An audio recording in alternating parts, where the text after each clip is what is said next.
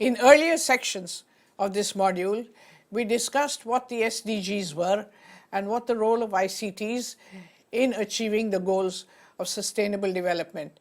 We also looked at what is the ICT scenario today, what are the technologies around, what are the applications in play, and what are some of the social and political concerns we should be aware of. This particular section now explores basically the different kinds of ICT applications in sectors, particularly those concerning their sustainable development goals. This is not to say that ICTs are not applied in other sectors, they are, but our focus is now limited to connecting the SDGs to specific to ICTs and connecting the ICTs to specific sustainable development goals. I will also review a few good practices from the Asia Pacific in terms of the ICT application by different countries in priority sectors.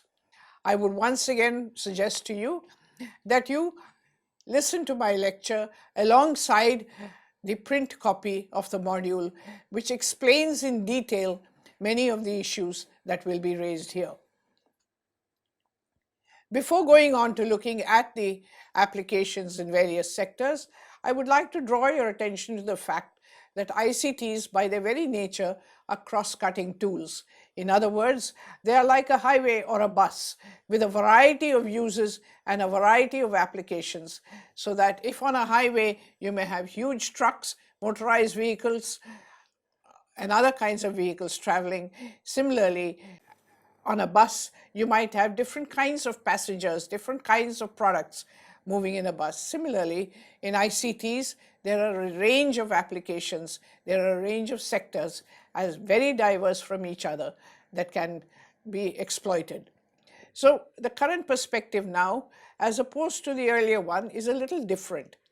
What we have learned is that while in the early part of the 21st century, around the year 2000, ICTs were very new and there was a lot of exploration and experimentation with their use.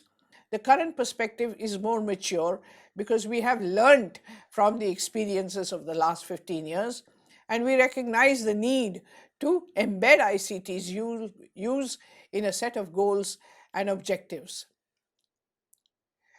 The SDGs themselves can be clustered around 6 fairly broad principles. The first of these, I would argue, as has been placed by the UN Secretary General, is dignity, concerning basic rights of income, health, and education. A second element is people. A third is planet. A fourth is prosperity. A fifth is justice. And a sixth is partnership. So let us now look at how ICTs have been used in each of these underlying principles and sectors. So the first section of what is really a fairly large chapter will look at the principle of dignity in development and focus specifically upon goals 1 and 2 of the Sustainable Development Agenda. Goal 1 speaks of to end poverty in all its forms everywhere. And goal 2, end hunger, achieve food security, improve nutrition, and promote sustainable agriculture.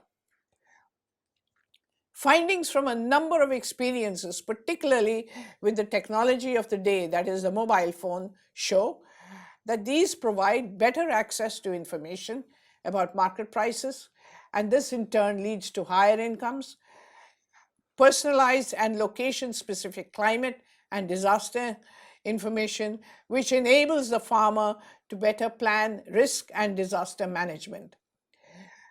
The farmer also gets better access to extension services, leading to improved agricultural practices and yields.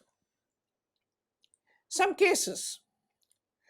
Reuters Market Light in India provides localized and personalized information via SMS text messages on weather, market prices, local and international commodity news, crop advisory tips on how to help farmers make informed decisions, reduce waste, and optimize profits.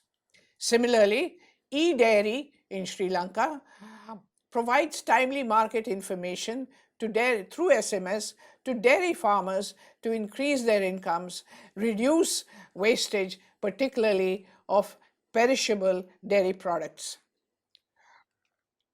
There are other cases also. For instance, the China Rural Mobile Information Network started in 2009 to serve the needs of rural residents, rural businesses, and rural authorities for new product development, and to serve as a centralized database to which farmers can access. B2B Price Now Philippines is a free and sustainable electronic marketplace that runs an online trading and payment system for farmers and for small and medium enterprises. E-Krishok in Bangladesh, an initiative of an NGO called the Bangladesh Institute for ICT in Development, facilitates free extension-related information and advisory service for the clients who sign up for it. Govi Sarana 1920 in Sri Lanka is a hotline, a call center, or a helpline where service is provided to farmers in terms of advice on agricultural related problems. India's Mahatma Gandhi National Rural Employment Guarantee Act is India's massive effort to reduce rural poverty by providing 100 days of employment through off-farm location-specific activities. The scheme works because it is built and planned and managed on an end-to-end IT platform, which on the one side serves the poor at the front end, and on the other side provides vital data for decision making. Nano Ganesh is an interesting experience of using the mobile phone by farmers exclusively with water pumps in agricultural areas. This device addresses the routine problems faced by farmers in operating their water pumps, electricity, going to the fields, etc., saving an enormous amount of electricity, water, fuel, time, and labor to manage water in the fields effectively.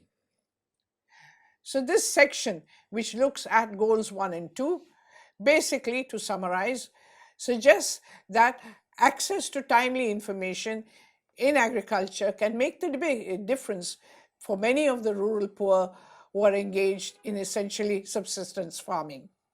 The case studies in this section have highlighted how timely information through water and power availability, market prices, and other extension services have increased incomes, which is the first step in poverty reduction.